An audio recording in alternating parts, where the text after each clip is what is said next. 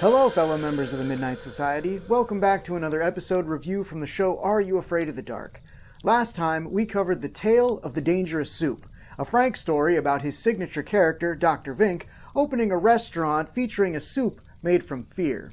Tonight's narrative kicks off Season 4. It's from Gary and is about a revenge prank that goes too far. Submitted for the approval of the Midnight Society, I call this Season 4, Episode 1, The Tale of the Renegade Virus. We open on the gang waiting for Gary to show up. Apparently, he's being held up due to a virus on his computer that deletes his files anytime he tries to print them out. I can't imagine how he would have gotten such a virus. Oh wait, yes I can. He goes by the name Face. Sorry, Tucker. Also, why would you bleep that? They know what I said. I'm pretty sure they all call him that too. And once it starts spreading, it's impossible to shake. Before starting his tale, Gary gives a rundown on what a virus is and how they can move around. But he says the one place you don't want a virus going is the most important computer of all, the human brain. Say what? It's okay, Frank. Don't think about it too hard. I mean, I know you weren't, but still. Anyway, it becomes obvious that just like the tale of the Crimson Clown, Gary's story is going to be another passive-aggressive attempt to correct Tucker's dipshit behavior. And look, I apologize for the language thus far, but Tucker just really gets under my skin. You know, in a lot of ways, I think he's a worse version of Eric. If that's possible. The tale opens on a mysterious individual, I guess, making a computer virus? I mean, you tell me. Repeat. Extreme danger. Wow. I mean, hackers wouldn't even come out until the following year to be a bad example of what computer hackers actually do, so I guess this is as good as we're gonna get. We cut to our main character waking up at 7:30 in the morning. Wait, is that the same kid from the Tale of the Crimson Clown? It is! Okay, well, look. Let's not think about this in terms of actors appearing on a TV show, and think of them like characters appearing in a story being told by kids around a campfire. It's just your average school day. Simon Lewis wakes up at 7:30 a.m. Hey, what does he look like? You remember my description of Mike Carter from The Tale of the Crimson Clown? Yeah. He looks exactly like that. Like, exactly like that. Sounds like him, too. I mean, to the point where if they were characters on a TV show, you'd cast the same guy to play both parts. Simon is just your average, good-natured teenager running a bathroom grift with his sister. I need a ride to school, Dad. What's wrong with the bus? Hey! At breakfast, Simon's mom asks if he needs a lift to school. Apparently his bike has a flat tire, but he says that he'll just ride Evan's bike. His dad asks what Evan's going to ride, and it was at this point in the episode where I was like, who the f*** is Evan? Thanks a lot. We cut to outside Simon's house where Evan is waiting for him. Oh, well, that's interesting. Evan has the same haircut as the mystery kid who was making the skull virus on his computer. But, I mean, it's probably not related.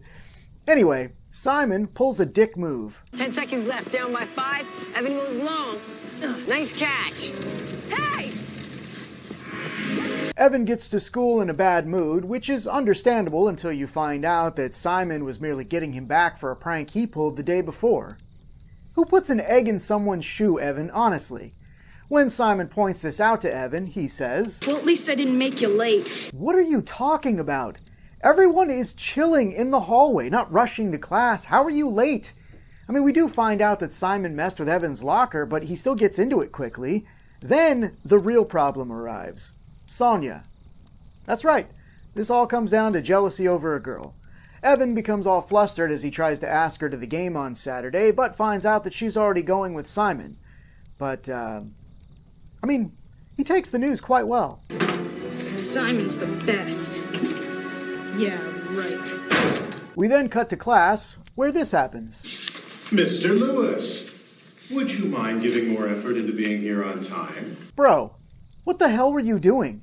This is not on Simon. Okay, Simon and Sonia slowly started walking away from you in the hall. You then put your stuff in the locker and closed it.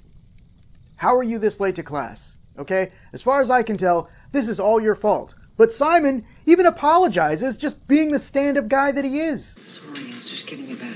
Of course, Evan doesn't accept the apology and makes a bit of a threat, which gets him into more trouble, and I'm sure Simon's getting blamed for that as well. Then, this happens. I'll bet Simon's the reason your pencil broke too. We cut to later that day where Simon and Sonia are walking in the hall. Evan rushes up to them in a huff. Simon, come on, he's finished. I'm sorry about this morning, man. I didn't mean to get you in trouble. Dude, he apologized again! And it felt like he was genuinely upset for getting you in trouble. Like, I don't know whose side I'm supposed to be on in this story, but right now I'm on Simon's. Anyway, Evan says that Mr. Poe, the science teacher who's been working on a new computer game, is ready for the boys to take a look at it, so they rush off to see him. Sound-activated alarm! What are we doing? Are you afraid of the dark? Who is this guy? Why does he look like 80s Weird Al minus the mustache? Why does he have a sound-activated alarm at his school, one of the noisiest places ever? And furthermore, what's with the swimming doll windmill? This guy's not right in the head, is he? There's no reason for that. Evan wants Simon to be the first to test out Poe's new game. Simon says that he doesn't know a thing about computers, but Poe says that he doesn't need to. Simon asks how he plays it, and Poe says, Are you familiar with virtual reality? Okay. Do you guys know how excited I am right now? I thought we were getting the Are You Afraid of the Dark version of Hackers, but VR? Turns out we're getting Lawnmower Man with an Are You Afraid of the Dark budget. And that movie already looks bad. I can't wait to see what a train wreck it's going to be here. Okay, but I'm getting ahead of myself. Mr. Poe puts a helmet on Simon while delivering some technobabble. Your neuron impulses react with the microwave circuitry.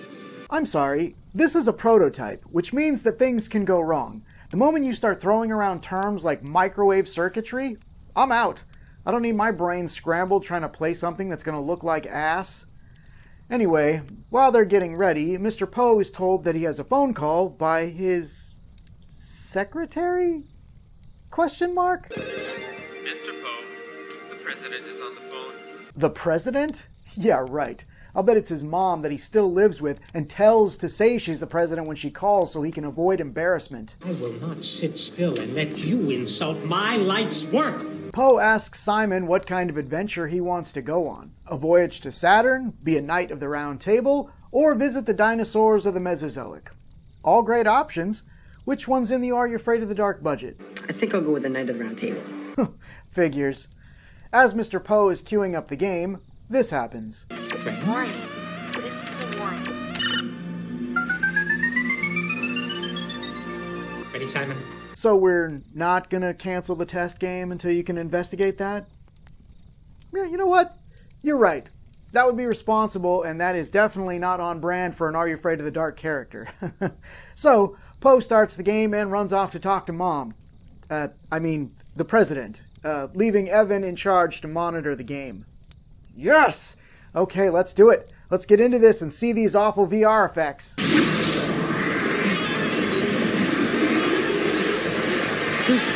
Okay, good start. He's getting zapped in. I'm into it. All right, give me that money shot.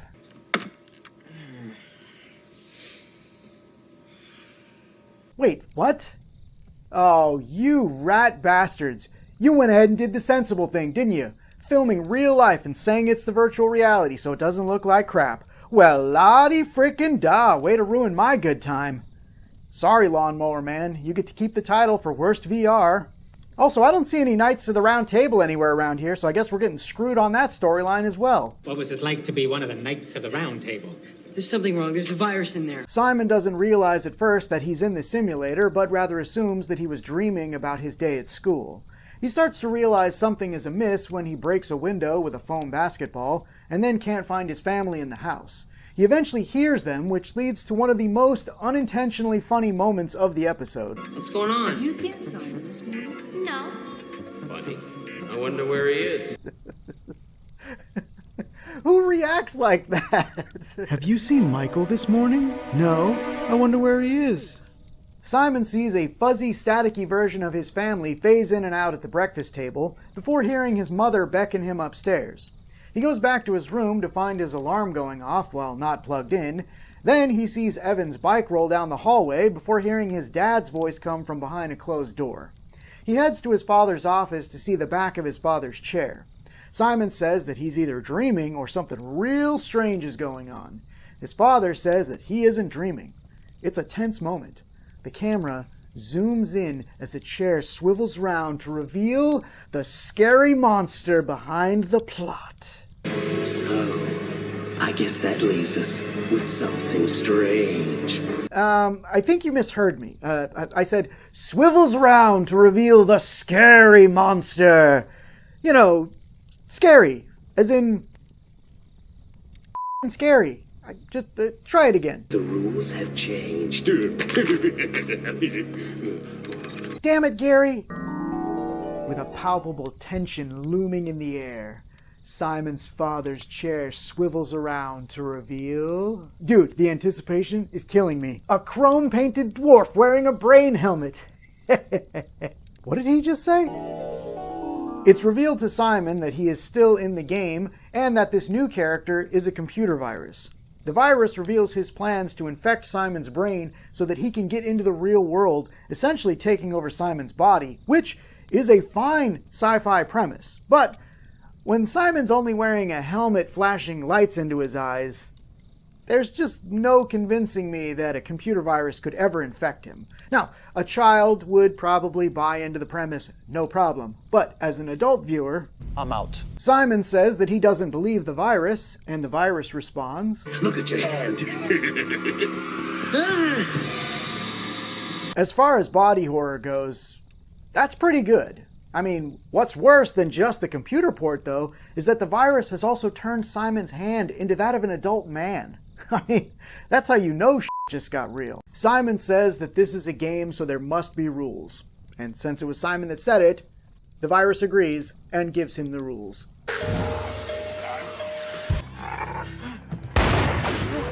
Sorry, wrong rules. The virus says that rule 1 is that he wins and Simon loses. Simon says that isn't fair, so the virus tells him he can escape, but only has 10 minutes to do it. He then pushes a button, and we get a repeat of earlier.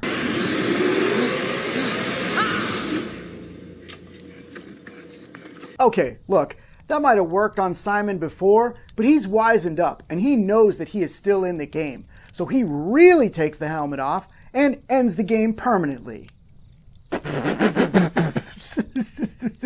Every time. No! He completely buys that he's out of it and gets thrown out of Mr. Poe's office after arguing with him that the game has a virus. What do you mean? Fortunately, the virus tips its hand early and Simon quickly realizes that he is still in the game after getting taunted by Evan. Let's go, Evan. Sorry, going to the game with my girl. Evan!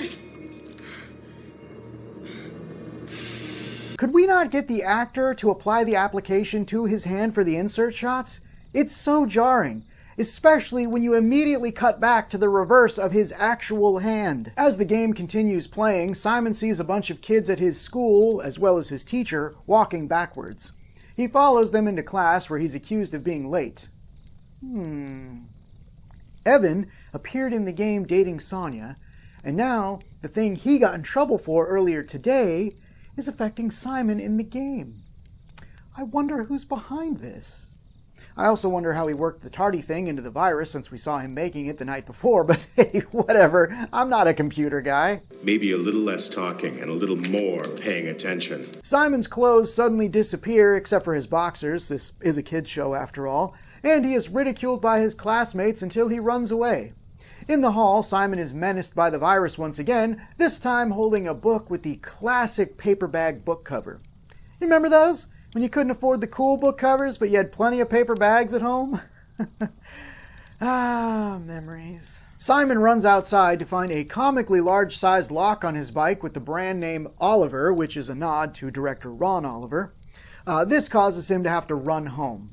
Once there, he goes to his dad's computer, and we get the reveal of who is behind this whole insidious plot. Hi, Simon. How's the game going? This is my shocked face. Simon tells Evan that the virus is going to take over his brain and asks Evan to help him get out of the game. To this, Evan says, Not until you apologize for all the things you did to me. What? He's already apologized. Twice. Genuine apologies, both times. What more do you want? I'm sorry, all right? I don't believe you. Well, of course, now he's apologizing under duress. What did you expect? Evan tells Simon not to worry because he programmed the virus himself and it won't do anything to him. To which Simon replies, No, what do you call this? Wait, so we did put the application on Simon's hand? Then why the old man hand in the other shots? Evan realizes that something has gone rogue with the virus.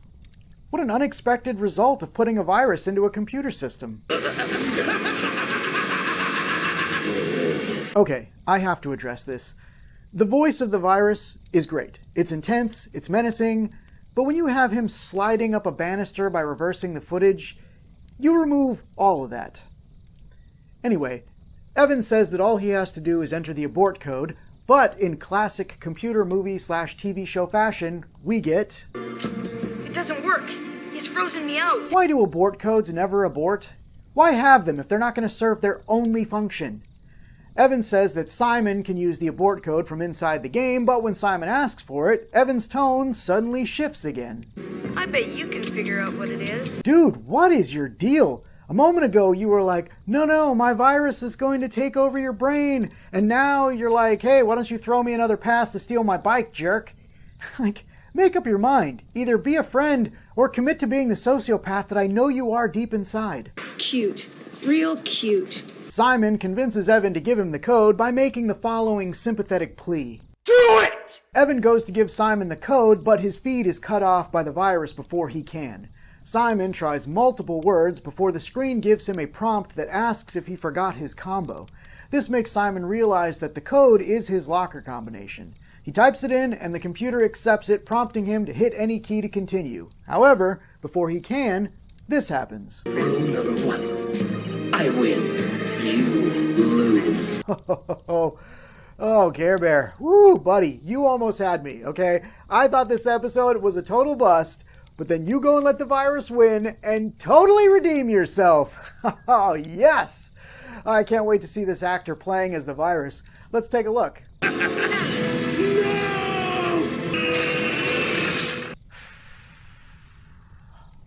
Look, I'm not mad, Gary. I'm just disappointed.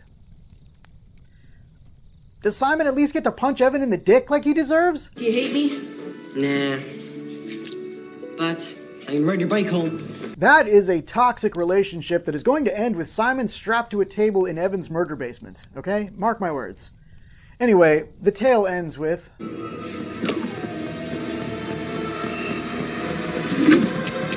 What? If you wanted to tease that the virus got out, why not do it in a way that makes sense? Have Simon say the line about riding Evan's bike home and then start laughing like the virus before correcting himself. Or show Poe put on the helmet to test it after the boys leave and we just hear the virus laughing as it has a new potential host. The virus appearing in a bin that's nowhere near the computer room and without a host body makes zero sense. I think I'm gonna enjoy being inside your brain. The episode ends as predicted with Tucker learning a lesson about being a D-bag that he'll no doubt forget by the time of the next Midnight Society meeting. You know what I liked about the story? What? That the virus is still alive, and if you're not careful, it'll jump into your computer. Hold on. Did you all catch that? Look, I know I'm always going on about how loaded Gary's parents are, with their dad running a magic shop, by the way. I assume that the mother is the actual breadwinner of the family. Anyway, this just further proves it. At the start, it was stated that Gary's computer got a virus. Not the family computer, Gary's computer. And here, Gary threatens that it could infect Tucker's computer. So each kid has a computer, and the parents probably have one too. Maybe they have one each. Who knows at this point? But that, coupled with the cell phones and the other gadgets we've seen over the last couple seasons, means that this fake family is rolling in dough.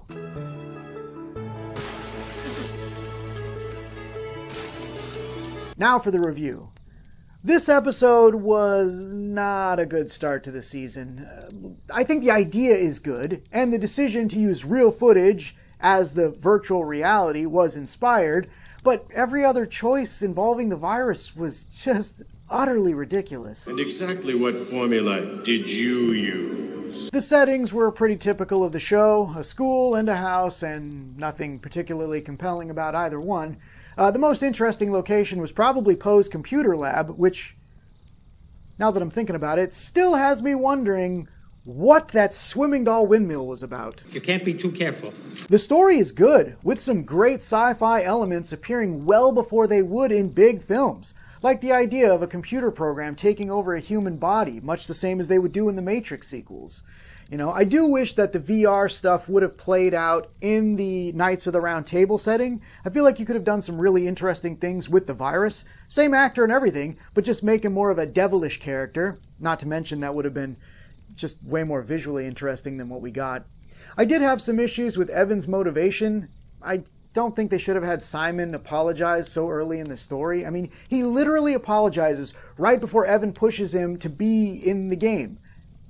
And then to only have Evan want an apology just seemed dumb. I mean, at the very least, Simon's early apology should have seemed more insincere, like, hey man, sorry, but you snooze, you lose, or, you know, something along those lines. What? The scares. Oh boy. Not since Bobcat Goldthwait as the Sandman have I laughed so hard at what was supposed to be a menacing figure. I mean, there were easy ways to make this character intimidating, but sliding up banisters and diddling calculators were not them. Younger me also wouldn't have found this episode scary, though it probably would have made him want to take up karate with the Cobra Kai, because when you have friends like Evan, you need to... Strike first, strike hard, no mercy, sir! The acting in this episode was pretty good. Simon brings the same likability that he did as Mike in The Tale of the Crimson Clown, and gets to stretch his acting chops a bit more here. Evan was also good.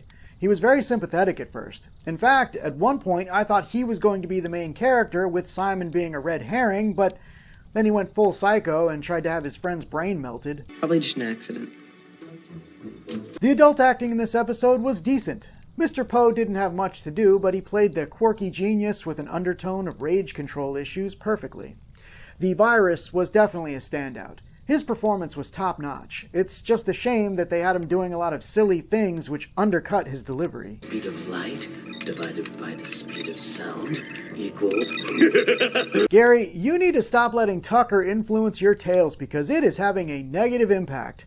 The tale of the Renegade Virus does not meet the approval of the Midnight Society. The Midnight Society members' poll on this episode was way more divided than usual. At the time of recording this video, it's at 60% in favor of, with a whopping 40% against. That is the largest amount we have ever had in opposition, which leads me to believe that this episode should go with my ruling, but I think a bit of blind show loyalty has led to it getting overturned once again. Way to infect everyone's brains, Gary. If a computer virus got into your head, there's no telling what might happen. I want to thank the following Midnight Society members for participating in this video's poll. Ripster87 says the cable input in the kid's hand was pretty creepy. Chelsea F says she found the episode to be a little bit on the dumber side. Joshua Colson says this tale would not get you admitted into the Midnight Society. Oh, okay, that is enough of that. No rogue AI is taking over my brain, not this time. Names are on the screen.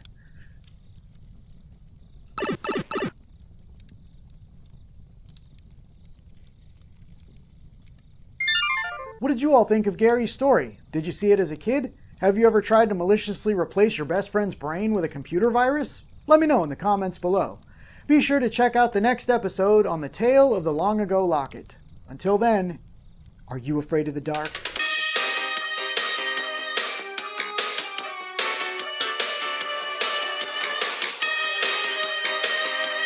You seen Simon this morning? No. Funny. I wonder where he is. Thanks for watching, everyone. If you enjoyed this video, please consider giving it a like and a share. It goes a long way to helping out the channel. Be sure to subscribe and click that bell icon to be notified when more Midnight Society episodes go up. Thanks, everybody.